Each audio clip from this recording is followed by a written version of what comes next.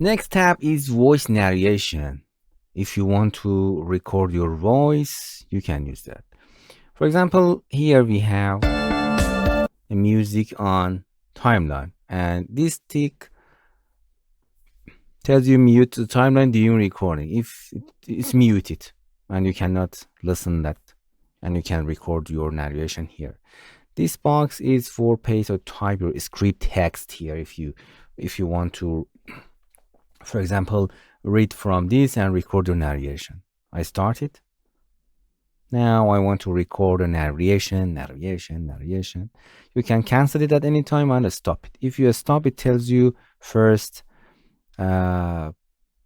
record, save it on with a wave format and save your computer, and this is your narration here.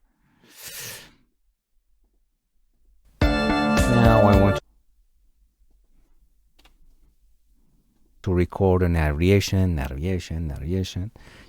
And that's it. You can use narration on your project. It's very easy.